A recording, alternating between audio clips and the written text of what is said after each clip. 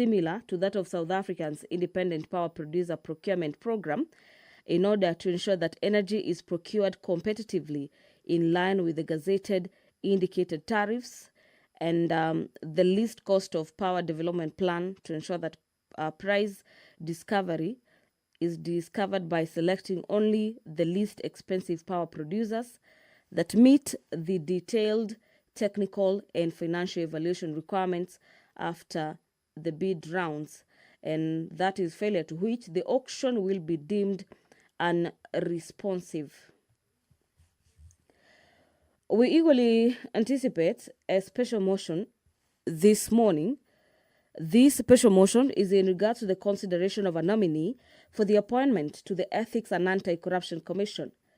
The committee laid its report on the table of the House yesterday, having vetted the nominee, and the chairperson, Justice, a Committee on Matters Legal Affairs, is seeking to have the House to take into consideration the findings of the Departmental Committee on Matters Justice and Legal Affairs in its report on the vetting of a nominee for the appointment as the Secretary/Chief Executive Officer of the Ethics and Anti-Corruption Commission, and that person to Article 250, subsection 12 of the Constitution and Section 16, subsection 1 of the Ethics and Anti-Corruption Commission Act, Cap 7H. This is as read together with Sections 3 and 8 of the Public Appointments Parliamentary Approval Act, that the House approves Mr. Abdi Ahmed Mahmoud for the appointment as the Secretary/Chief Executive Officer of the Ethics and Anti-Corruption Commission. Thereafter, the House will then move into the Committee of the Whole, where under this juncture, the House will be considering a number of bills, some of them from the National Assembly, with some originating from the Senate.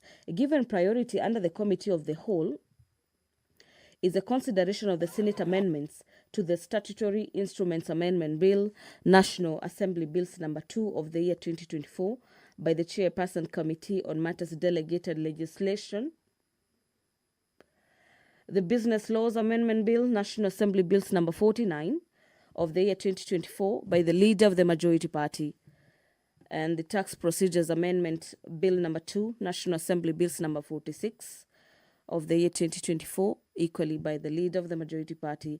And finally, the bill that will be considered lastly under the Committee of the Whole is the Tax Laws Amendment Bill Number 47 of the year 2024. The Institute of Social Work Professionals Bill, National Assembly Bills Number 7 of the year 2023 is equally lined up for debate this morning. Remember, the quorum bell at the National Assembly is ringing for 10 minutes with over 5 minutes over to give members some time to make their way into the chamber this morning to consider the businesses lined up for consideration this Wednesday morning.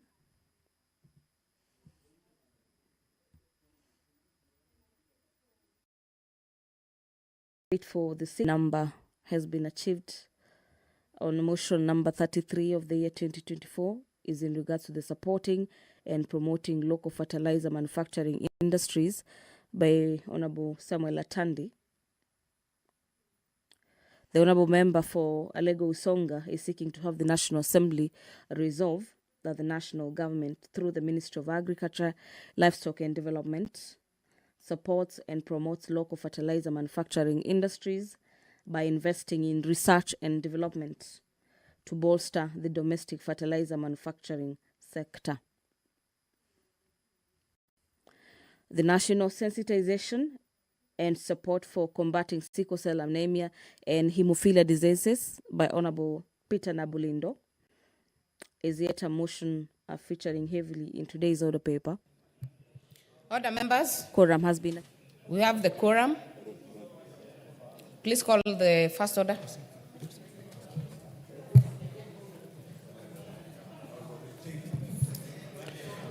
Order number 1, administration of oath. Order number 2, communication from the chair. Order number 3, messages. Order number 4, petitions. Order number 5, papers. Majority Leader.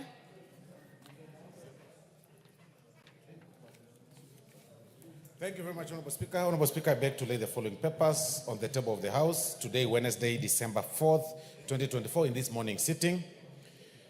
Reports of the Auditor General and financial statements for the years ended 30th June 2021, 30th June 2022, and 30th June 2023, and the certificates therein in respect of Jomo Kenyatta Girls High School, Lobin Nomadic Girls Public Secondary School, and Ngao Girls Secondary Schools. Number 2, reports of the Auditor General and financial statements for the years ended 30th June 2024, and the certificates therein in respect of Independent Policing Oversight Authority, Independent Policy Oversight Authority Mortgage and Car Loan Scheme, Receiver of Revenue Statements, Ministry of Defense, Witness Protection Agency, Staff Motor Car Loan Scheme, National Humanitarian Fund, Kenya Pipeline Company Limited, Establishment of Bus Rapid Transit Line 5 Project EDCF, Loan Agreement number KEN 5, Kenya Urban Roads Authority,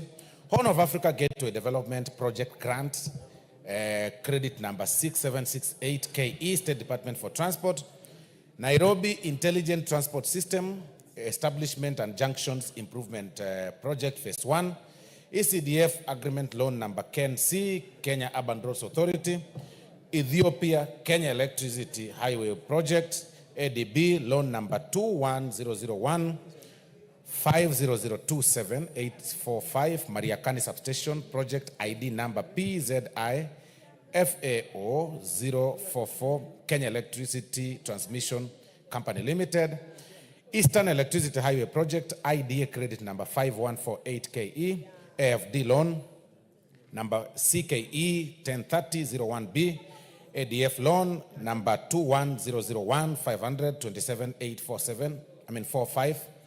Kenya Electricity Transmission Company Limited, Kenya Institutional Strengthening Project Phase 13, number UNEP KEN SEV 92 INS 66, Ministry of Environment, Climate Change and Forestry, Nairobi Rivers Basin Rehabilitation and Restoration Program, PKE EBO 010 Sewerage Improvement Project Phase 2, Adi Water Works Development Agency, Africa Environment Health and Pollution Management Project, National Environment Management Authority, 220 kV and 132 kV transmission lines and substation, Exim Bank of India funded projects, Kenya Electricity Transmission Company Limited, Traco, Horn of Africa Gateway Development Project, IDA credit number 6768, Kenya Revenue Authority, Public Development number 5500155013 the National Treasury, Supporting Access to Finance and Enterprise Recovery Project, IDA credit number 70K018 KE, the National Treasury,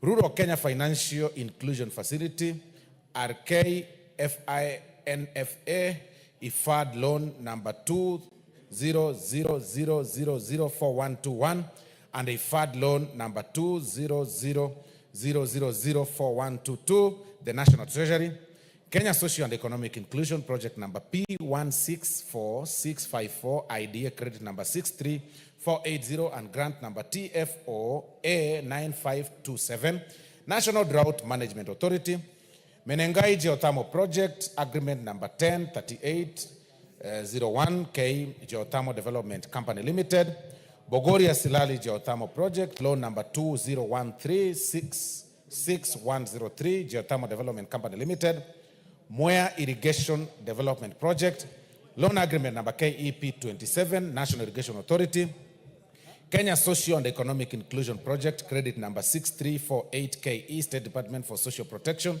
and Senior Citizen Affairs, Aquaculture Business Development Program, IFAD loan number 200-000-52 and 200-000-2614, State Department for Blue Economy and Fisheries. And finally, Honorable Speaker, Kenya Youth Employment Opportunities Project credit number 5812 KE, State Department for Labor and Skills Development. I thank you, Honorable Speaker, and I beg to lay. Thank you. Next order. Order number 6, notices of motion. Order number 7, questions and statements. Hold on. Honorable members, for the convenience of the House, we shall reorganize the order paper a bit. We will prosecute order number 8, order number 9, order number 10, then we will revert back to order number 7.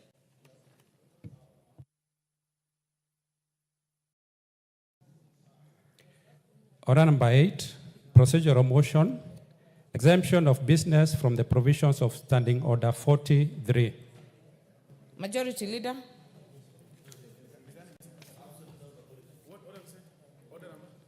We are on order number 8 on the exemption, the procedural motion.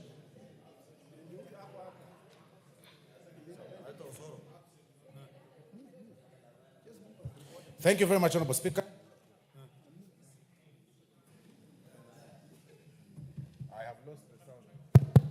Thank you very much, Honorable Speaker. Honorable Speaker, I beg to move that this House resolves to exempt the business appearing as order numbers 9, 10, 11, 12, 13, and 14 in today's order paper from the provision of Standing Order number 43, being a Wednesday morning, a day allocated for business not sponsored by the majority or minority party or business sponsored by a committee. Honorable Speaker, as you're aware and as members are aware, is that Wednesdays are preserved for private members' bills and motions, Honorable Speaker, and this then is placed rightly to move then to consider that the House considers to move this private members' business for today and replace it with the businesses that appear as orders number 9, 10, 11 in today's order paper, so that we can be able to dispense of the very important businesses, Honorable Speaker, that are ahead of us, owing to the fact that we are going or proceeding for recess from tomorrow, and it's only important that we finish the very, very other important business that is ahead of us. So I beg to move, Honorable Speaker, and I request the Honorable Chairman for the delegated committee, the Honorable Chepkonga, to second. Honorable Chepkonga. Speaker, it is a very important motion. Very important in the sense that if we do not agree, we will lose certain businesses. And you know, without misunderstanding, and you know it's very important. And as you know, we have the East African Games. And I want to thank the Honorable Osoro. The Honorable Osoro has been very active visiting Mbaraki. And he has ensured that the turf, what is it called? The tartan turf has been fixed. It was, in fact, he ensured that it was flown for you this morning, the East African Games. This will be the only one where it is run on a tartan. It's run on a brand new tartan. And so this elevates Kenya to #1 in the East Africa region. And others must follow. I thank you, Madam Speaker, and I support.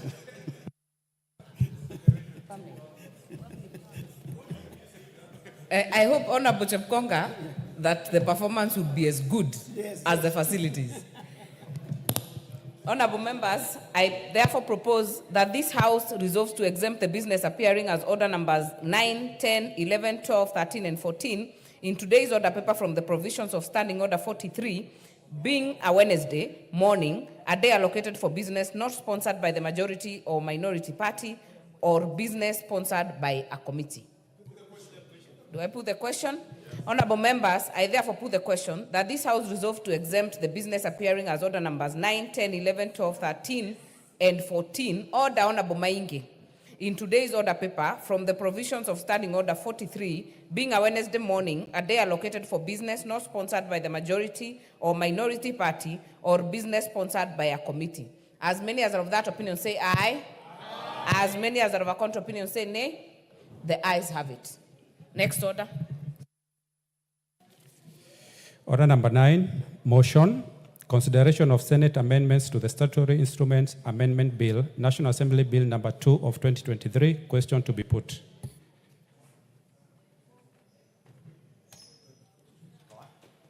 Majority Leader.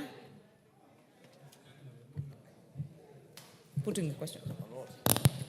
Honorable members, allow me, order, Honorable Nyikao. Allow me to put the question that the Senate amendments to Statutory Instruments Amendment Bill, National Assembly Bill number 2 of 2023 be now considered. As many as are of that opinion say aye. As many as are of a contrary opinion say nay. The ayes have it. Next order. Order number 10, the Tax Laws Amendment Bill, National Assembly Bill number 47 of 2024. Question to be put.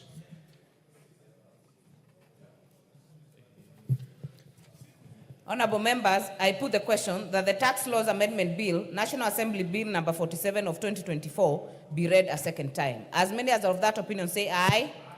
As many as are of a contrary opinion say nay. The ayes have it. A bill for an act of parliament to make amendments to tax-related laws and for connected purposes. Order number 11, the Persons with Disabilities Bill, Senate Bill number 7 of 2023. Question to be put. Honorable members, I put the question that the Persons with Disabilities Bill, Senate Bill number 7 of 2023, be read a second time. As many as are of that opinion say aye. As many as are of a contrary opinion say nay. The ayes have it. A bill for an act of parliament to give effects to Article 54 of the Constitution, to restructure the National Council for Persons with Disabilities and to provide for its functions and powers, to provide for the institutional framework for protecting, promoting, and monitoring the rights of persons with disabilities, to provide for incentives and reliefs, and for connected purposes.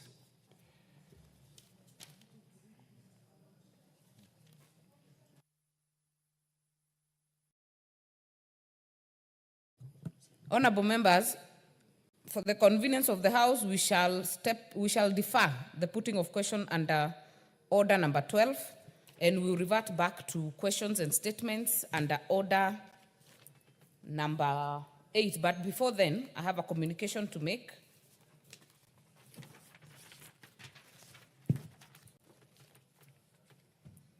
Under order number 2.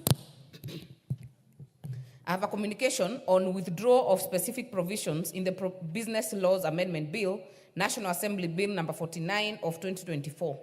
Honorable members, this is a communication regarding the withdrawal of specific provisions contained in the Business Laws Amendment Bill, National Assembly Bill number 49 of 2024, which we will consider shortly in the Committee of the Whole House. Honorable members, as you may be aware, the Business Laws Amendment Bill, National Assembly Bill number 49 of 2024 was published by Kenya Gazette Supplement number 195 of 1st November 2024 to effect various amendments to 9 statutes.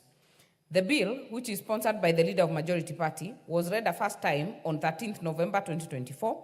Thereafter, the bill was referred to the Departmental Committees on Trade, Industry and Cooperatives and the Departmental Committee on Finance, National Planning for consideration of relevant provisions in accordance with the respective mandates, with the lead committee being the Departmental Committee on Finance and National Planning.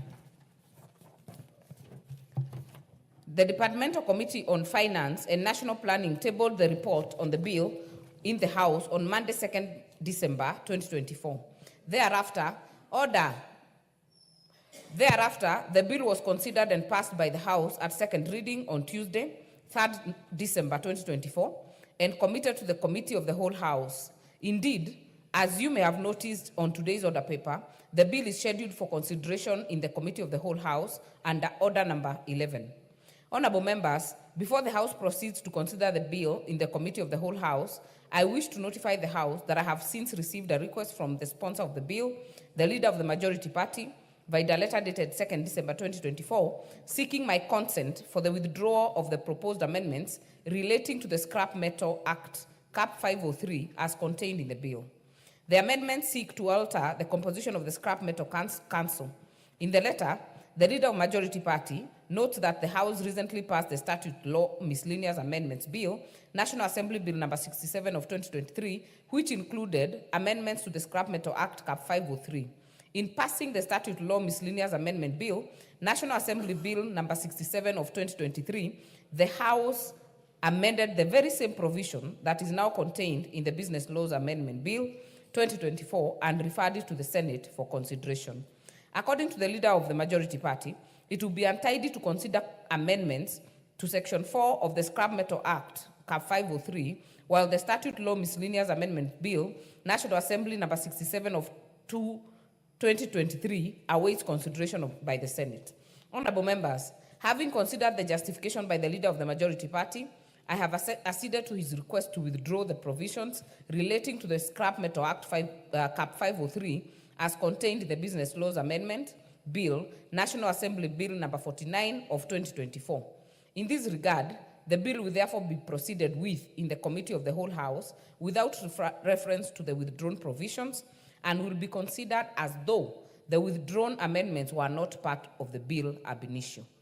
I thank the leader of the majority party for being hawk-eyed in ensuring effective processing of legislation, especially during this hectic period before we proceed on recess.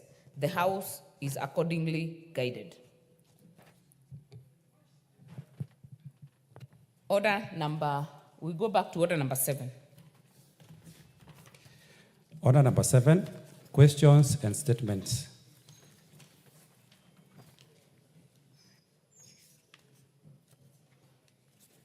The first statement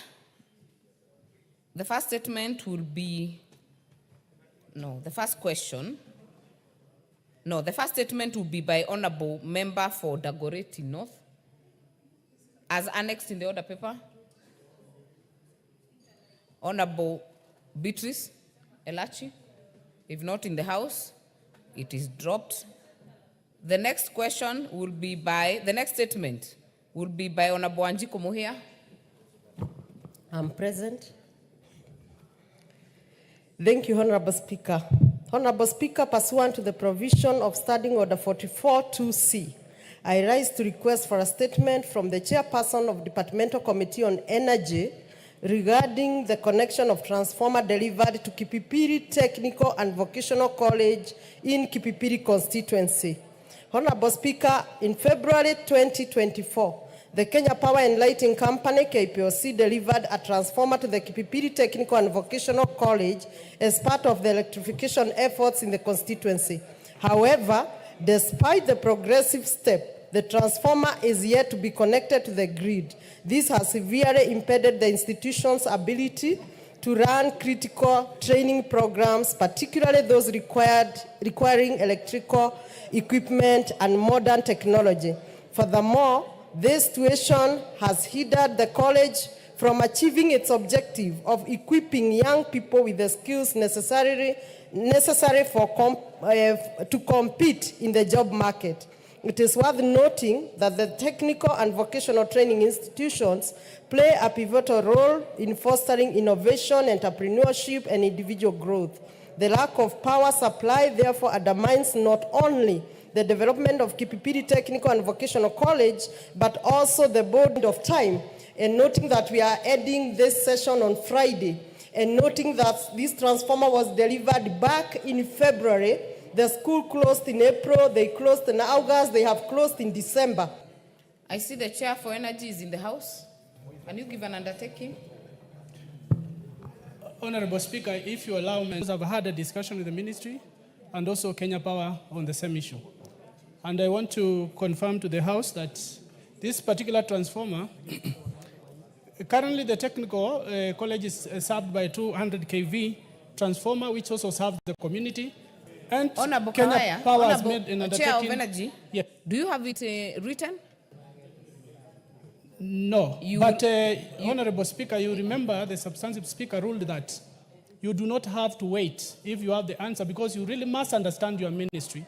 I do not need to have a written response for me to comfortably and be able to respond to this particular question. Just wanted to confirm to the member that this transformer will be installed on Friday. That is tomorrow but 1. Honorable Wanjiku, that is satisfactory enough. Thank you, Honorable Speaker. I appreciate the chair, and I beg the other chairs to work promptly like Honorable Kawaya. To be as Thank you. efficient. As efficient as such, and I know the residents of Kipipiri and indeed the area within Mawingu will go for Christmas being very happy. Thank you. Thank you. That is very well done. Member for North Hor, Honorable Wario. Thank you, Honorable Speaker. Pursuant to Standing Order 44C, I rise to request statement from the Chairperson of the Departmental Committee on Transport and Infrastructure regarding the status of the construction of Shegel-Maikona Road connecting Saku and Northern constituency. Honorable Speaker, on 17th August 2022, construction of Shegel-Maikona Road commenced under contract number Kenha RDD 3637-2022, which was awarded to Zongumei Engineering Group Limited and Midland Construction Company Limited at a cost of 7,836,751,654. Honorable members, order, Honorable Wario. The consultations are too loud. Kindly let's maintain some decorum. Continue, Honorable Wario. Thank you. This 74.3 kilometer infrastructure project was initiated to improve road connectivity in Northern constituency. However, in October 2023, the construction works were discontinued, with the contractor reducing operations and finally relocating equipment to other construction sites within the country. Honorable Speaker, Northern constituency is the largest constituency in Kenya, yet it lacks any paved road infrastructure. The absence of tarmac road continues to restrict mobility, particularly during rainy season when existing roads become impassable for extended periods. This also impairs access to critical services like healthcare facilities, education, and markets. Additionally, the delay in construction affects the implementation timeline of the multiple development initiatives in the region, including the Kengen wind power projects in gas area. Honorable Speaker, it is against this backdrop that I request for a statement from the Chairperson of the Departmental Committee on Transport and Infrastructure addressing the following.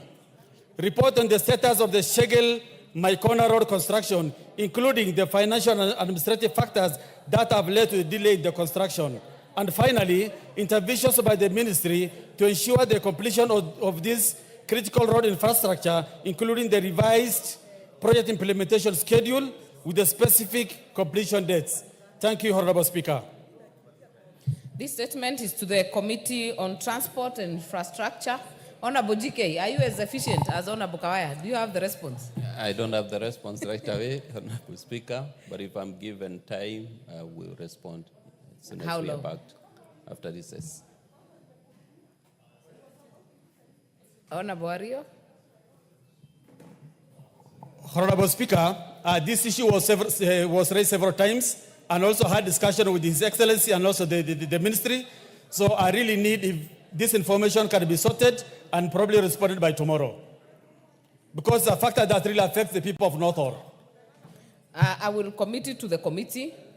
Honorable GK, you realize we are taking a long recess. If you can only have one day, Honorable Speaker, but if he requires response in a day, we will do our best. We can give little information. But, do your best to get it? Yes, we will. Before we break.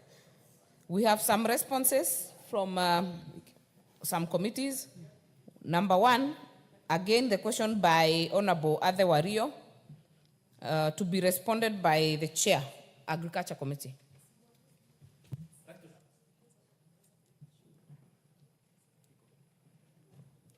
Before we go to the response, there is one by Honorable, there is a request by Honorable Ariko, who is not in the House, was committed elsewhere, has delegated Honorable Joshua Oron to ask for the statement. Thank you, Honorable Speaker. This request for a statement regarding the settlement and land tenure for squatters in Boma slums and Oljarai farm is on behalf of the Honorable Ariko Namoit MP, member of Turkana South constituency. Honorable Speaker, pursuant to the provisions of Standing Order 44-2C, I rise to request for a statement from the chairperson of the Department Committee on Lands regarding resettlement of squatters in Boma slums in Eldoret and Oljarai Farm in Naivasha. Honorable Speaker, marginalized communities across the country, including the Turkana, have historically faced severe challenges in accessing secure and equitable land ownership rights. Article 43 of the Constitution guarantees every person to the right to property and protects against deprivation of property or any interest in land. Despite this constitutional entitlement, many marginalized communities continue to face considerable barriers to secure land ownership, especially those located in Boma slums in Eldoret and Oljarai Farm in Naivasha, Nakuru County. Honorable Speaker, the issue of land insecurity continues to undermine the well-being and social stability of the affected communities. In the case of the Oljarai Farm, its ownership has been in dispute for over 40 years, resulting in loss of life, property, and even disruption of peace. As the tussle continues to drag on, the marginalized communities who are settled on these lands by the government risk being displaced. It is therefore essential that the land tenure rights of such marginalized communities are protected, and the principles of equity as enshrined in the Constitution are upheld. Honorable Speaker, it's against this background that I request for a statement from the chairperson of the Department Committee on Lands on the following: a comprehensive report on the demarcation of Oljarai Farm, indicating when title deeds will be issued to the minority communities such as the Turkana, who have been settled on the land for over 40 years. 2, the measures put in place to ensure that the minority communities in Boma slum and Oljarai Farm are consulted on any decisions taken to the said parcel that affect their livelihoods. 3, the steps being taken by the government to resolve the long-standing land ownership dispute over the Oljarai Farm and mitigation measures in place to ensure timely and lasting solution of the dispute. I thank you, Honorable Speaker. Thank you. Just to notify the House that Oljarai is actually in Gilgil sub-county.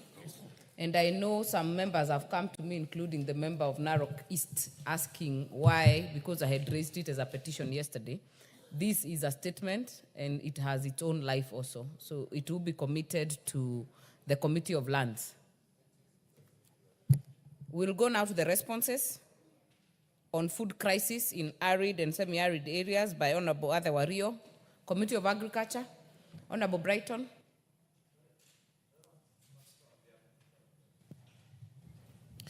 Thank you very much, Mr. Speaker, Madam Speaker. I'm responding to the statement by Honorable Ade Wario, MP. Honorable Speaker, pursuant to Standing Order 44-2C, Honorable Aden Wario, MP, requested for statement on 18th of September 2024 regarding the perpetual food crisis in arid and semi-arid land in Kenya. The Ministry of Agriculture and Livestock Development responded as follows to the issues raised in Parliament in the statement. Number 1, plan on how the government intends to leverage on demonstrated capacity of transformative projects in technology, water, and large-scale infrastructure projects to prioritize food security and enhance the dignity of the population in North Orr and of ASAL regions in Kenya. The Ministry of Agriculture and Livestock, in collaboration with various stakeholders, through the holistic approach of transforming food security, has put in place a number of strategies to tackle food insecurity in ASAL, guided by the Agriculture Sector Transformation and Growth Strategy, ASTGS, The ministry is focusing on 3 key outcomes: increasing small-scale farmer incomes, boosting agriculture output and value addition, and strengthening household food resilience. The key initiative supporting the transformation of food systems include promoting sustainable farming practice and investing in irrigation and water management system to mitigate the sector's vulnerability to drought. The initiative includes Food System Resilient Project, FSRP, which was initiated in March 2024, and it's supposed to support development and rehabilitation of water structures for increased water and livestock irrigation. It's supposed to support the livestock breeding. It's supposed to support feedlots, demonstration of light in schools, institutions, market infrastructure like hay stores, production aggregation centers, and roll out agripreneur model, and that involves onboarding of business accelerators and agripreneurs in all wards. There is also the enhanced water infrastructure. The National Irrigation Authority has built about 35,000 water pans across the 31 counties, including the ASAL counties, and is also rehabilitating small dams and water pans. The water pans can irrigate up to 48,000 acres. There is also the emergency response, emergency locust response project, ELRP. The first phase of the project was to respond to the threat of the livelihood posed by the outbreak of desert locust and strengthening systems of invasion preparedness that impacted on the ASAL counties. The second phase is supporting communities to regain the lost livelihood. The key interventions in this phase are provision of assorted crops and livestock input packages for individuals, provision of emergency livestock feeds, provision of tracking water, communities, and human use, strategic supporting treatment for livestock, improved pasture production, storage sheds, and development and rehabilitation of water pans and boreholes. There is also this digital extension service. The ministry has rolled out the e-extension service to ensure dissemination of agriculture technologies. The e-extension service aimed at reaching out to over 7 million farmers. Through the various apps, farmers can get real-time access to information, weather updates, market prices for the support crop production, and manage their farms and connect with buyers and suppliers. There is also the promotion of drought and tolerant crops. The ministry is collaborating with county government in promoting drought-tolerant crops like green grams, cowpeas, pigeon peas, pearl millet, and dry land maize in both ASAL and non-ASAL counties. ASAL counties received 395 metric tons of assorted relief seeds like rice, maize, beans, green grams, and cowpeas, worth 91,622,000. The target counties were Makueni, Machakos, Meru, Tharaka Nithi, Kitui, Lamu, Isiolo, Wajir, Bungoma, Kakamega, Taita Taveta, Tana River, Mandera, Garissa, Marsabit, Baringo, Kwale, Nandi, Siaya, Laikipia, Kisii, and Elgeyo Marakwet. The assorted tree seedlings like avocado, mango, macadamia, coconut, and cashew nuts, worth 524,770,000, were distributed to both ASAL and non-ASAL counties, beneficiary counties being Embu, Meru, Kiambu, Lamu, Kilifi, Makueni, Kitui, Baringo, Bomet, Marsabit, Wajir, Laikipia, and Samburu. Access to financial service and credit. The government, in collaboration with private sector, has made significant strides in enhancing agricultural productivity through access of credit programs like Kilimo Biashara program, which provides low-interest loans to farmers, facilitating access to necessary inputs like seeds, fertilizer, and equipment. There is also the crop and livestock insurance program. The program has benefited 16 counties, including Kitui, Makueni, Tharaka Nithi, Samburu, Marsabit, Kwale, Machakos, Embu, Mbeere North and Mbeere South, and Meru. 200,000 smallholder farmers have benefited. Question number 2 is explaining as to why the government allocates substantial resource for relief food annually, but minimal or no resource for specific, measurable, achievable, realistic, and time-bound smart food security program in ASAL regions. Honorable Speaker, the government has been allocating substantial resources to relief food for food security programs in ASAL regions. The ministry has allocated resources to various programs geared towards addressing food security in ASAL regions. However, there is low allocation of resources to mitigation risks associated with food and nutrition crisis. The ministry is spearheading a development of national preparedness plan for food and nutrition crisis in collaboration with stakeholders.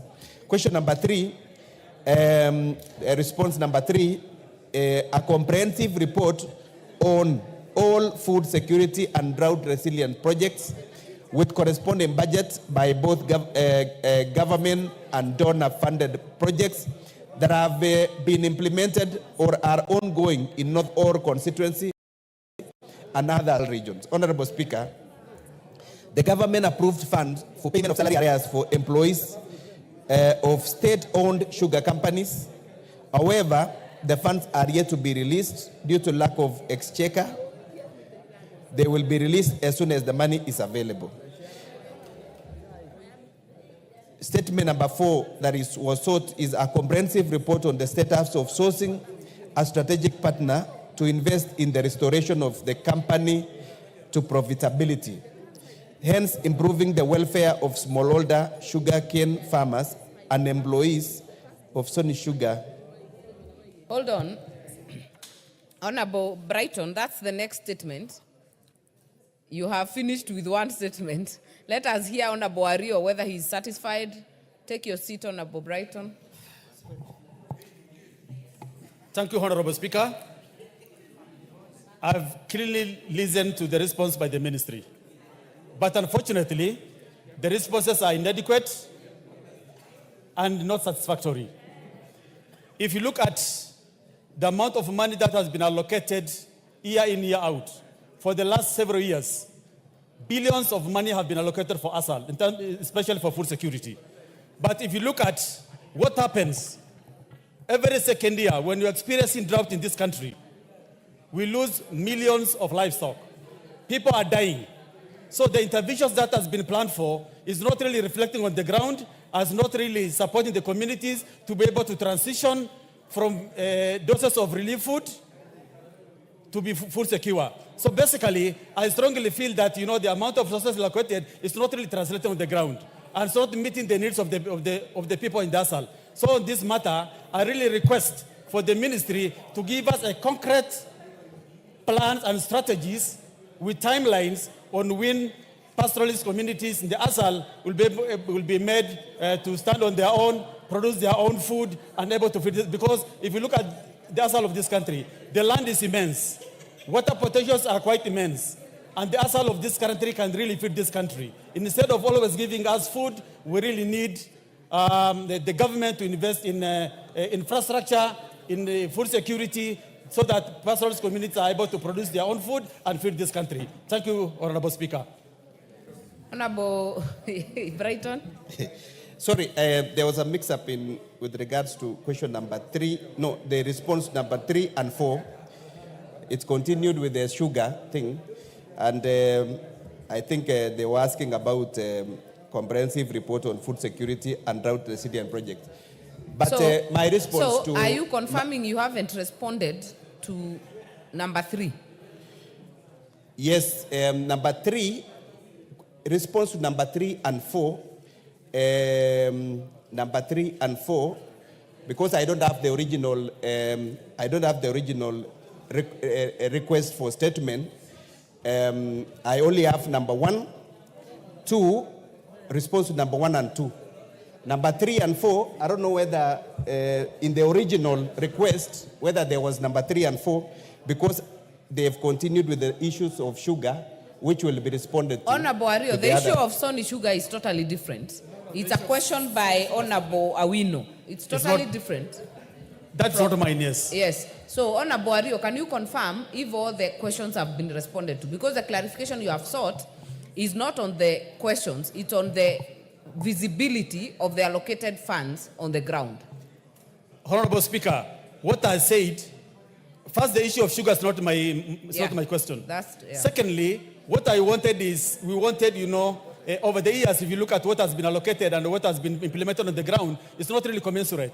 Most of these projects which has been detailed in the response, if you go on the ground, you will not find them. Because with the billions of money allocated for these food security projects, people in the ASAL are always facing perpetual food crisis. People are dying, livestock have perished, no restocking was done by the government. So basically, I strongly feel that the response is really inadequate and insufficient. Thank you. We will make progress. Honorable Brighton, just for that clarification only, because the member is asking, what are the strategies from the ministry? Yes, Madam Speaker. I want to respond this way, that we've called the relevant ministry to come and give us all the projects that are attached to the various programs that are ongoing in the ASAL region. For example, if it's emergency locust response project, we need to see which constituencies are benefiting and which specific projects are being implemented and where. And that is why we've invited the relevant ministry, because there was also a relevant question previously concerning the same, and we will combine both and make sure that we give justice to and proper response to the member. Thank you, Committee of Agriculture. I think going forward, ensure you call the person who has requested the statement. Let Honorable Ario attend if that meeting is done, so that he can also put the question directly. I think it would help a lot so that you get clarity you're looking for. The next question by Honorable Walter Awino on the revival of South Nyanza Sugar Company, Sony Sugar, and other state-owned sugar mills. Still, Committee of Agriculture. Chair. Thank you, Honourable Speaker. Honourable Speaker, I stand pursuant to standing order number 44-2C on the issue that Honourable Walter Awino requested for a statement on 14th of November 2024 regarding the revival of Sony Sugar Company and other state-owned factories. The Ministry of Agriculture, Livestock Development responded as follows to the issues. Number one, on the outline of the plan in place by the ministry to urgently procure new crushing equipment for Sony Sugar Company to replace the old one, which was acquired in 1979 and now requires 400 million to maintain for maintenance and to keep on operating. The ministry responds that there is no plan by the new crushing equipment for the company. Plans are underway to lease the company and other government-owned sugar milling companies. There are 4 others. The leasing of the mills will inject private sector capital that will be used to modernize the mills and restore efficiency. The second issue that Honorable Walter was asking for was an immediate and long-term strategies the government plans to implement to curb the frequent equipment breakdown, which impacts heavily on the the company's output, and it results in low production and low morale among workers and farmers. And the response is as follows. The recently enacted Sugar Act number 11 of 2024 provides for sugar development levy. The Act appropriates 15% of the levy for factory development, rehabilitation, and maintenance. Sony Sugar Company will be able to access the funds to facilitate rehabilitation of and the factory maintenance. The third issue that the Honorable Walter Winner had requested was to be given the reasons why there has been delay in paying the outstanding salary arrears of 800 million Kenya shillings for Sony Sugar Company workers who in the past have endured various economic hardships and the poor working conditions at the factory. And the response is as follows, Honorable Speaker, that the government approved funds for repayment of salary arrears for employees of state-owned sugar companies. However, the funds have not yet been released due to lack of exchequer. They will be released as soon as money is available. The fourth issue that the Honorable Walter Winner had asked was a comprehensive report on the status of sourcing of strategic partners to invest in restoration of the company to profitability, hence improving the welfare of smallholder sugar farmers and employees of the Sony Sugar Company. And the response is as follows. The Cabinet approved the write-off of debts owned by state-owned sugar companies in July 2023 and adopted the leasing model.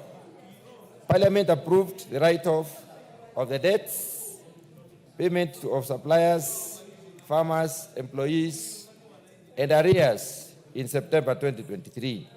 The leasing model was adopted and a tender document prepared for a request for proposal to be led by the Ministry of Agriculture and Livestock Development. The request for proposal was floated with a closing date of 29th of February 2024. The process was, however, stalled due to a petition filed in court by Mr. Martin Nyongeza Barasa, citing lack of public participation in the leasing model. Stay orders were granted by the Honorable Justice Chacha Mwita. The matter has been heard and the ruling will be delivered on notice. Thank you, Honorable Speaker. Member for Awendo. Thank you, Honorable Speaker. I have gone through the response as read by the Honorable Mutunga. However, I am not satisfied, especially with the part of payment of salary arrears. They have indicated that they requested for money from the Treasury and they are still waiting for the money.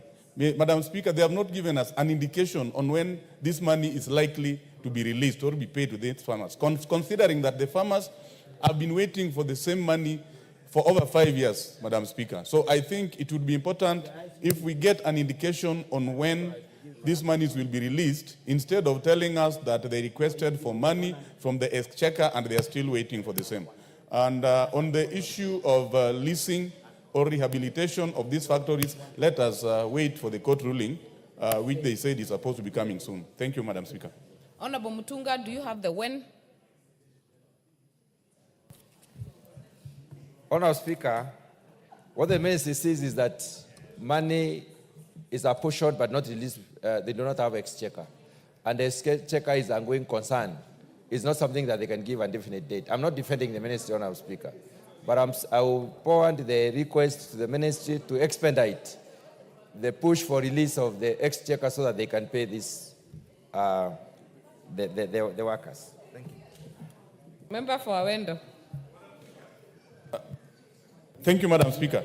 I don't know whether it is possible to get an indication of when, Mr. Mutunga, because this one without timeline or without time frame is very difficult. I don't know what is it that I'm going to tell the workers that have been waiting for payment of their salary arrears for years, that they are waiting for the exchequer. So we need to know. We are talking about salary for services that have already been rendered. So is it possible to know when the exchequer is going to release the funds? Thank you. Chair, do you have anything more to add? Anything more useful? I may not be able to competitively answer that question, Honorable Speaker. It's only the minister can tell us. I would propose that you get back to Treasury and you can get back to the member as soon as possible, considering that we are going for long recess by maybe tomorrow afternoon. The next statement is on the status of construction of Cheborge Junction, Kipwasituya Market Road, and the Sotik Silalo Road by Ambassador Sigei. Chair, Transport. Thank you, Honorable Speaker. I rise to respond to the statement request by Honorable Sigei, Ambassador. Honorable Speaker, on Thursday, 2nd October 2024, the member for Sotik, Honorable Sigei Francis Kipyegon, Arab MP, requested for a statement from the chairperson of the State Department, of Departmental Committee on Transport and Infrastructure regarding unmarked bumps along the Chaboge Junction, Kipwasiria Market Road, and Sotik Siraro Road. To Honorable Speaker, in the statement, the member for Sotik, Honorable Sigei Francis, sought to establish, among other things, one, the challenges experienced by the project leading to prolonged delay in completing the upgrading of the said road, and whether the full contract sum for the project was paid to the contractor and the justification for payment despite the project being incomplete. 3, an update on when the contractor will resume the works and expected timeline for completion of the road, considering that the Sotik Silaro section is impassable. 4, the measures being taken by the Ministry of Roads and Transport to ensure that value for money is obtained with respect to the project without causing significant inconveniences to the locals, and alternative measures for the impassable sections of the road. Honorable Speaker, the committee received a response from the Ministry of Roads and Transport through the Clerk of the National Assembly, which I now wish to make. Honorable Speaker, with regard to the challenges experienced by the project leading to the prolonged delay in completion of the upgrading of the said road, the Ministry acknowledges that the project for the upgrading to bitumen standard and maintenance of Chaboge Junction has suffered prolonged delays in completion. The 18-month project, which commenced in August 2021, was intended to be completed in March 2023, but has since lasted 38 months. That is 211% time lapse. The main reason for the delay in completion of the project is due to inadequate financial capacity of the contractor, namely MSQ Construction Company Limited. 6, Honorable Speaker, concerning whether the full contract sum for the project was paid to the contractor and the justification for payment despite the project being incomplete, so far, Honorable Speaker, the contractor has been paid his advance payment amounting to Kenya shilling 59 million, and is contractually, which is contractually obligated. He has since not raised another certificate for processing and has consequently not been paid any further amount. Honorable Speaker, regarding the update on when the contractor will resume the works and the expected timeline for completion of the road, considering that the Sotik Silalo section is impassable, the Ministry, through KERA, served the contractor the requisite notice of slow progress in August 2022, thereby commencing the process of terminating the contract due to non-performance. Furthermore, the agency has convened a management meeting with the contractor with a view of identifying ways through which works at the project can be fast-tracked and completed in the shortest time possible. To this end, the contractor shall be further required to provide a detailed schedule of works with clear timelines for the completion of the project. In the event that there is no immediate improvement in progress, KERA shall invoke the relevant contractual clauses and initiate mutual termination of the contract with a view of repackaging the remainder of the works to form a new contract and proceed to identify a contractor through a competitive procurement process.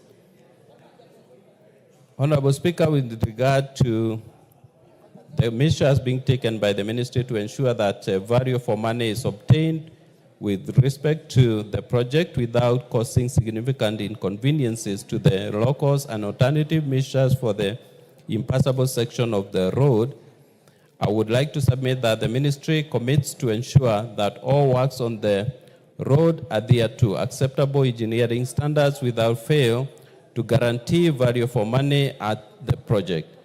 This shall be through existing contractual and administrative controls that are designed to ensure the requisite quality is upheld. In regard to maintenance, the contractor is under instruction to maintain the entire road ahead of works and shall be tasked to prioritize ensuring mobility of the road in the immediate term. Honorable Speaker, I submit. Ambassador Sigei, is that satisfactory? Madam Speaker, I want to appreciate the answer from the Chair of Infrastructure. But, Madam Speaker, it has fallen far short of my satisfaction. Number one, since 2022, Madam Speaker, is a very long time, and nothing has happened. People are suffering. People are coming from Jeburga area, coming to Sotik. It's a big problem. Vehicles we have had breakdowns of vehicles passing that route, and there's a lot of wear and tear of the owners of vehicles in that road. Even passing there on foot is a big problem. So, Madam Speaker, I really want to ask the Chair to give me more information, especially on what he said, that the contractor have been instructed to continue maintaining the road. Madam Speaker, there is nothing going on. The road has never been maintained. It is in bad state, and I would like to know what can be done so that people can be passing there and do their business. Madam Speaker. Chair. Madam Speaker, I want to agree with the honorable member, and here we are dealing with a crooked contractor who has been paid money to commence his works at the project, but he has not done what is expected of him. So, Honorable Speaker, we'll do our best to ensure that this contractor either pays back money to government, to KERA, or he must do what is expected of him. Thank you, Honorable Speaker. There is always contractual responsibilities, and I think, Honorable Ambassador, the Chair has given a commitment that it will either be terminated or the person has to come to the ground. What I would ask is that, Chair, that you take it up to expedite from the ministry so that you lessen the suffering from Ambassador Sigei's people. Ambassador Sigei, you still have something else to ask? Madam Speaker, I am satisfied, but really I want to know how people can be passing there comfortably. It's in bad state. Chair. Do you have any mitigation, Honorable Chair? Honorable Speaker, it is said that government exists to do the greatest good to the greatest number of its people. So we will ensure that the greatest good is done for the great people of Sotik. We'll do our best as a committee to help. Thank you. Honorable members, we are done with statements. We'll go to the next order. Order number 13, special motion, consideration of a nominee for appointment to the Ethics and Anti-Corruption Commission. Chairperson, Departmental Committee on Justice and Legal Affairs. will be done by the Vice Chair, Honorable Ekomas Mutuse.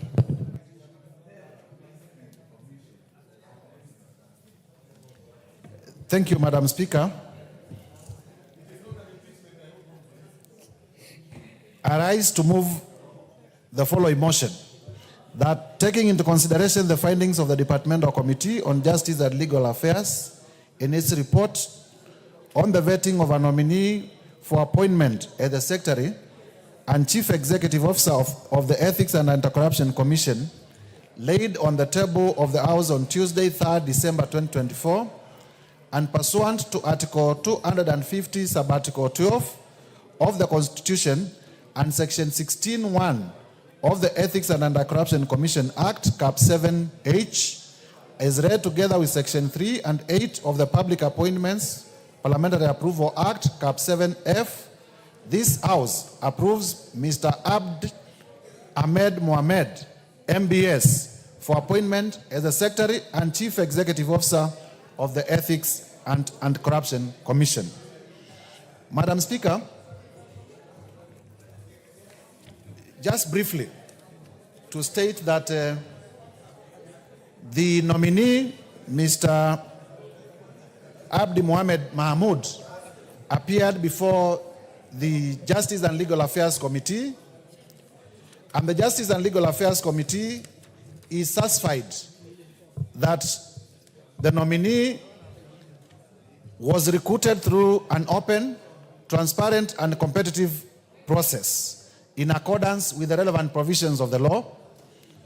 The Justice and Legal Affairs Committee is equally satisfied that the nominee meets all the constitutional and statutory requirements, in particular those on citizenship, leadership, ethics and integrity, and tax compliance. Honorable Rahim, what is out of order? Hold on, Honorable Mutuse.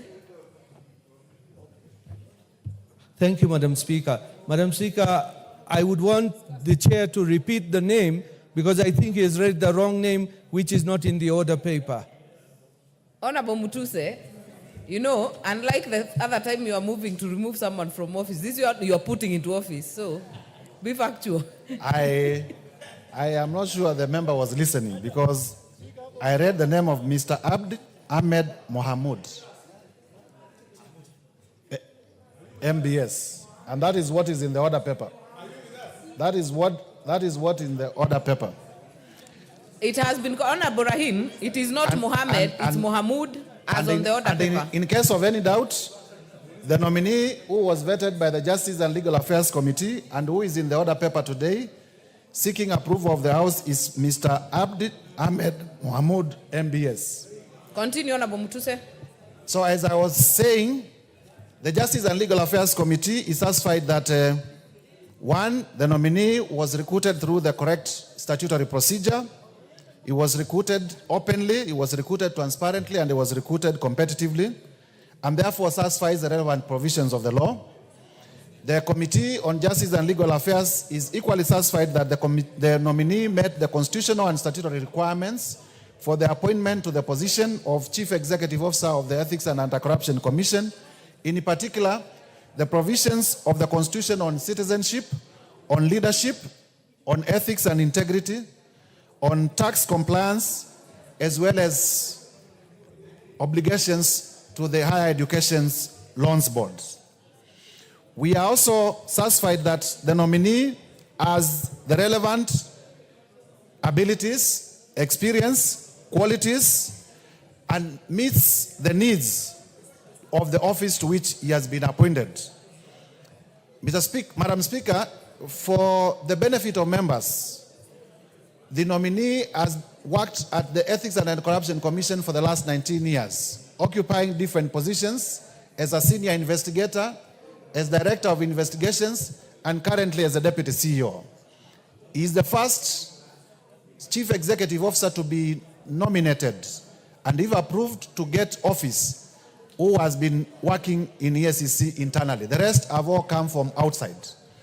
And in our questioning during approval, we were satisfied that he has the necessary qualities to take the war on corruption forward. He did enumerate several achievements in terms of recovery of assets, of about 4 billion shillings each year on cases that, as the Director of Investigations and then the Deputy CEO, he has superintended all the way through courts so that illegally acquired public assets are recovered. And therefore, we now seek the House to approve Mr. Abd Ahmed Mohamud to be the next Secretary and CEO of the Ethics and Corruption Commission. Madam Speaker, I now call upon the Chief Whip, the Honorable Member for Honorable Mugirago to Mutuse, second. hold on. Honorable Member for Mavoko, what is out of order? Thank you, Madam Speaker. Madam Speaker, when I was listening to the mover, I didn't hear him point out how many nominees, how many persons had applied for that position. You only spoke of this gentleman who was the deputy of the outgoing CEO. I would have wanted to hear. Honorable Mavoko, Honorable Member for Mavoko, hold on. Maybe the second I will give that information. So hold on, hold your horses. Honorable Mutuse. Mr. Speaker, I think there will be time for debate, and the Honorable Member will be able to voice any concerns that he may have at the time of debate. Procedurally now is my time to move the motion. The motion gets seconded. You open debate. In case there are any issues, they will be raised during debate, and we will be able to respond adequately. Yeah, But, I want to confirm that during the debate, you can actually respond to the issues as you reply. As I will reply, we will respond to those issues. Yeah. With tremendous respect, you know, the member for Mavoko has been here for several years. So we now call upon the Chief Whip, the Honorable Osoro, to second. Honorable Osoro. Thank you very much, Honorable Speaker. Honorable Speaker, as I rise to second, and also I may wish also to respond to my friend, the Honorable Member for Mavoko, that what is before us, Honorable Speaker, is the report. Is the report on the interview, or rather the hearing that was done by the committee for the nominee, a specific nominee. As you may be aware, the committee on JLAC does not conduct an interview for all the nominees. So there was a nominee before us, and that is the nominee that we are debating about on his report and his suitability to hold the specific office. To the question on the others that showed interest, which is in public domain, there are other agencies that were mandated for that. That is why we have the board of the EACC chaired by Bishop Oginde, and they then submitted a nominee for vetting. And that is the report we are debating, Honorable Speaker, today. Honorable Speaker, I want to second this with tremendous respect and support entirely the report that the JLAC committee committed to and really did diligently. Honorable Speaker, the most important thing that should be stated is that there should be an element of motivation for junior officers whenever they work in public spaces. That if you are a junior officer or a junior nurse or a junior doctor in a hospital, your motivation is that someday you will rise through the ranks and become a CEO of a hospital. If there is no other reason that this House should support this candidate, Honorable Speaker, that should be the only reason. Besides everything, if nobody finds any other reason, this should be the reason. Why, Honorable Speaker? This particular officer, Honorable Speaker, started as a police officer. A career police officer, who has risen through the ranks.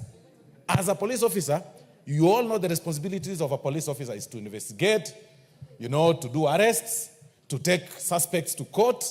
And this particular nominee, Honorable Speaker, started as a junior police officer, joined the service in 1999, rose through the ranks up to 2005. He became a regional manager of, when he moved now to the EACC, became a regional manager, then became in charge of the Coast region. He became a senior officer, the rapid response of the Kenya Anti-Corruption Commission from 2005 and 2012. I mean, this is a guy that has got institutional memory of the EACC, Honorable Speaker, that with the tip of his fingers, he can be able to highlight all the cases in the EACC. Because even as we speak, Honorable Speaker, the nominee acts as the director of investigations of the EACC. He's been serving in that capacity, Honorable Speaker, from 2012 to 2022.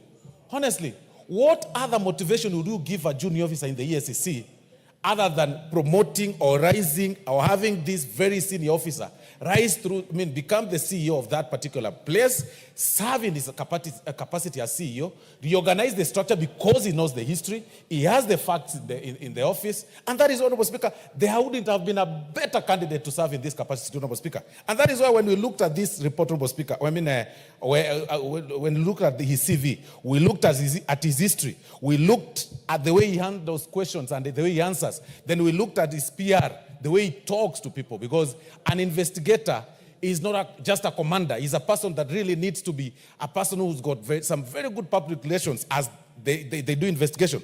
We couldn't find any reason to deny this candidate an opportunity to serve the country. Honorable Speaker, of importance is the fact that this particular nominee, Honorable Speaker, has never been mentioned on any matter to do with integrity. Serving under EACC, Honorable Speaker, comes with temptations. We all know that we've got, people around who are engaged in corruption. And police officers and investigative agencies have in the past been accused of taking bribes, have in the past been accused of taking money so that they can be able to protect criminals and such like that. This is an officer, Honorable Speaker, that has served in his capacity as as Director of Investigation from 2012 to 2022 without a single complaint of any person raising the question of integrity about his character. Serving as a Director of Investigation, Honorable Speaker, comes with huge and immense responsibilities where every file of investigation falls on your table. Every serious file of crimes, again, financial crimes and crimes, the economic crimes, Honorable Speaker, falls on your table. But it is quite applaudable, Honorable Speaker, that in his capacity, in this time of service of 10 years, not a single person has come or raised the question of his integrity. Even as we were doing this, when the memoranda was raised, when we invited members, Honorable Speaker, to raise the memoranda, to tell the people, of course, to bring forth their challenges or their complaints they may be having against the nominee, Honorable Speaker, not a single one brought the issue of integrity, not a single one brought the issue of bribery, not a single one complained and said, he was harassed when he was serving in this capacity. Honestly, Honorable Speaker, we want to urge this House that if there is a nominee or if there is a place that will serve, will be able to help this country, is by pushing a person that knows. He's actually a person who talks less, speaks less, but acts more. We have had a history under EACC where we have had CEOs that talk too much, but they do little. You will see a lot in the EACC. We only want to urge him, with going by the presidential address that was given, His Excellency the President read here, in the fight against corruption. Now that your body is independent, EACC is independent, this House commits to even allocate you more funds. Please arrest, have several corrupt people arrested. Corrupt governors, corrupt CEOs, corrupt ministers, any person that is engaged in anything, corruption. Have them arrested, have them tried. I see, okay, let me not say that because there could be some interest and I don't want to say much. Somebody raised an issue and said, we are telling him to arrest so-and-so. And then they said, if he hasn't arrested so-and-so and he keeps working with him, I don't want to say who, but I'm sure he'll arrest all the corrupt officers and all those people that are engaged in matters of corruption. So with those many, many remarks, Honorable Speaker, I request and urge this House to support this report, to approve this nominee. We have a lot of pending businesses about investigation. We have a lot of pending businesses on corruption that are already before the tables of EACC. Please approve this great gentleman of this country. Let him serve. Go ye serve diligently. I beg to second, Honorable Speaker. Thank you very much.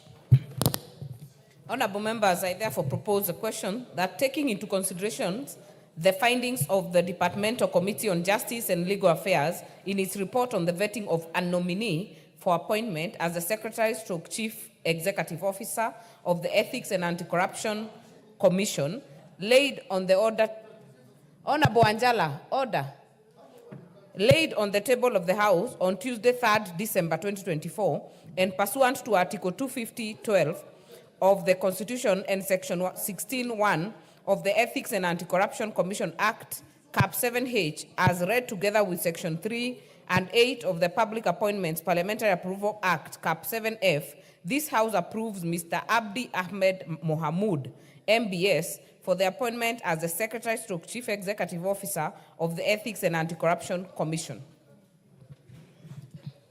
Honorable Dr. Makali Mulu. Yeah, thank you very much, Honorable Speaker. Honorable Speaker, I want to thank the committee for the vetting process and their report. I've listened to the mover and the second, Honorable Speaker, and I think they have already prosecuted their case well, more so the seconder. You know, the chief whip, the way he has presented this case, you would imagine that he knows this gentleman for many, many years.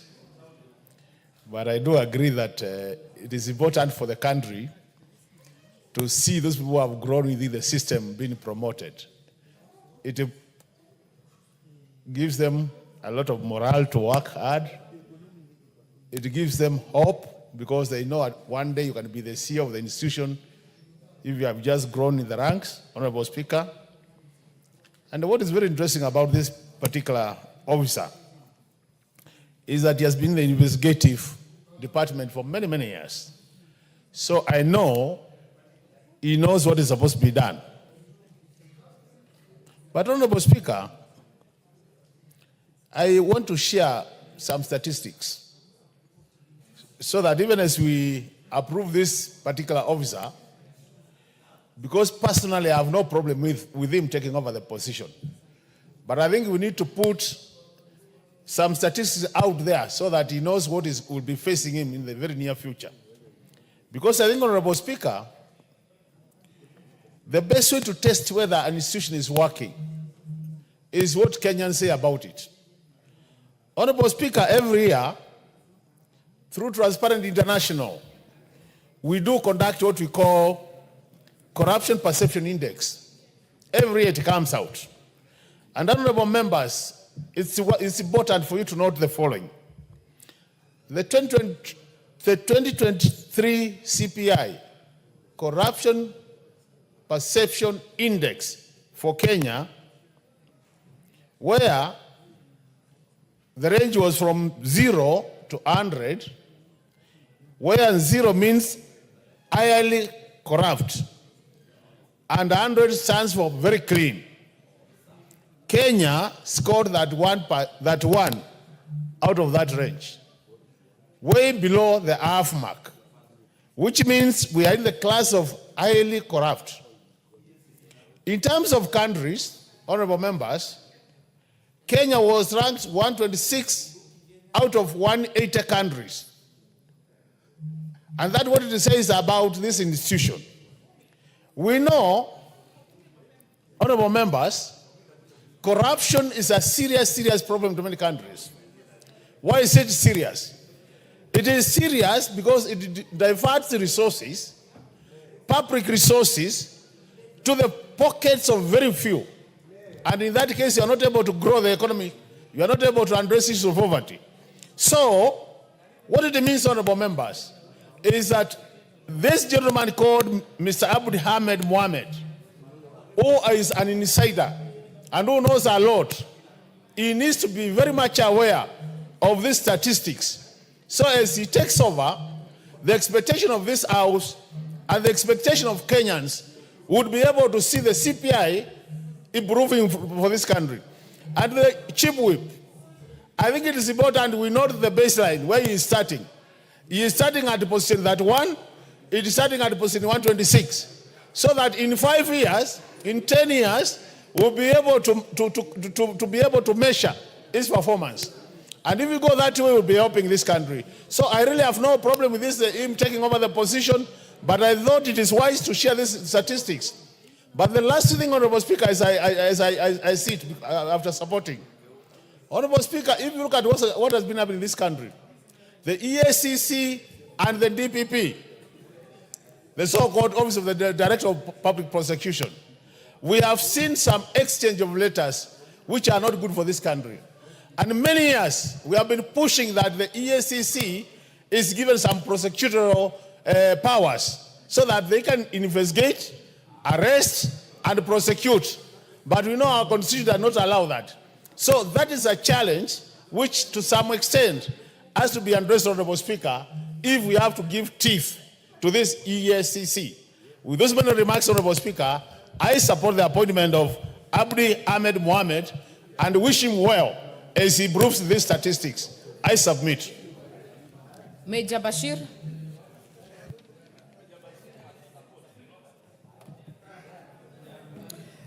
Thank you, Honorable Speaker.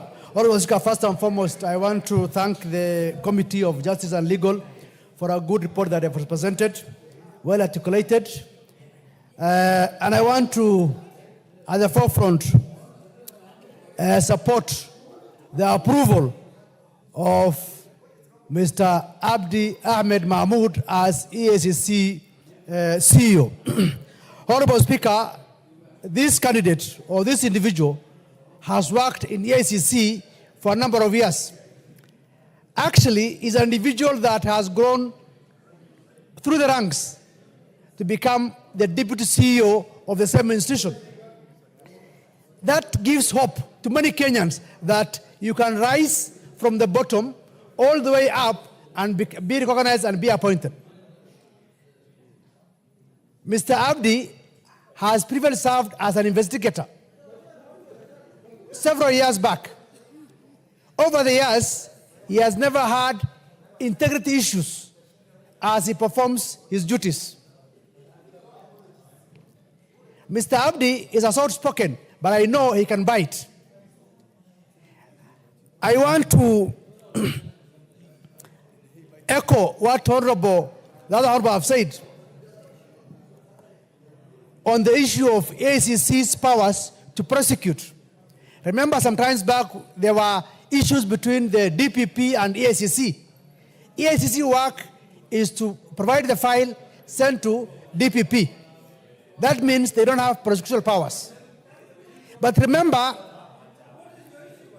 there are a number of properties that were recovered over the years by EACC to the tune of billions.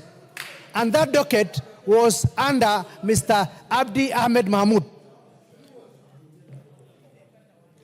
I feel and I know that Mr. Ahmed will be able to perform his duties as CEO. He's an insider. He knows what goes inside the EACC. He has done it before, and I am 100% sure that he's able to do his work very well. So I want to urge this House, with all due respect, to ensure that let us support individuals who have risen through the ranks and worked in institutions to be promoted and appointed in those positions. Previously in this same House, we have made noise about people being brought outside from other institutions to head certain institutions which they have no history, no knowledge about it. But Mr.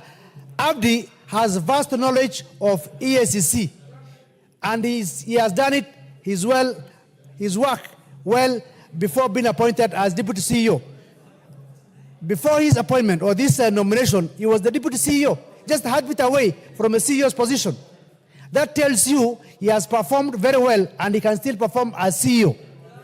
So with those few remarks, because I'm sure many members want to contribute, I want to urge this House to support the nomination of Mr. Abdi Ahmed Mahmoud as our next CEO, and I want to urge him also to ensure that he does his work well and ensure that with a soft-spoken, he must bite and fight corruption in this country. Thank you, Honorable Speaker.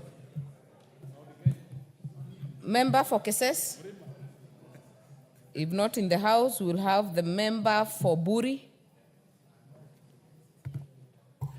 Thank you, Madam Speaker. I stand to support the report of the committee. Madam Speaker, members of this assembly, the CEO of EACC will fight corruption being perpetuated by Kenyans of all origin.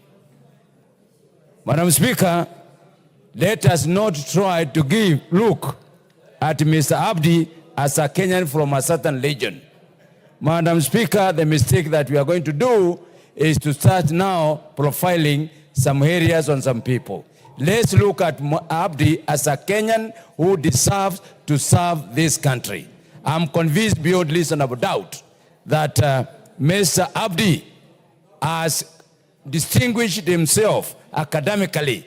And I really want to thank him because as a police officer who has served as a constable, a cadet all the way to senior superintendent, he possesses masters in law. He has attended various leadership programs in the world by FBI, Israel, just to name a few. This is one character that has brought out an image of what a real CEO in an institution like East Africa EACC. Madam Speaker, I stand because we are all fighting corruption. I am convinced beyond reasonable doubt that Mr. Abdi has the experience. He has grown within EACC as an organization. He understands the operations, Madam Speaker. I haven't come across any objection when the process was going on to say that he is not qualified, that to say that he has no experience, to say that he has indicated that he is not going to succeed. I join the other members. Please, let's look at this case very objectively. I saw Abdi himself presenting and representing, defending the position of EACC. And I think from an institutional point of view, that is a person that we need to trust. Madam Speaker, I join to say this. Corruption has really messed up this country. Mr. Abdi knows the loopholes. I have looked at the document and I've seen that they asked him so many serious questions, particularly on areas that he has identified as the key loopholes for corruption in this country. Madam Speaker, I have noticed that he has come up with a very serious strategies on how to fight corruption. So, Madam Speaker, I'm asking these members, please, let's facilitate, fast track, and approve because there's a lot of work that need to be done at the EACC. Secondly, Madam Speaker, there has always been conflict between the DPP and EACC. I believe, from what I've read from this report, that he is going to work out a structure, a relationship that is going to frustrate, that is not going to be conflicting every time. We saw some times back where the DCI and DPP, they were in conflict. We don't want people conflicting. What EACC is an independent organization. We trust in our EACC. We trust that they will fight corruption. There's somebody who was shouting and saying that we are giving this position to people from one region. I totally disagree with that statement. Although it was not on record, somebody was shouting. So we are not going that direction. We want to give this Kenya the best people, and we believe Abdi has the ability to do that. I thank you, Madam Speaker. Thank you. Member for Honorable Umi, nominated Harun, nominated member.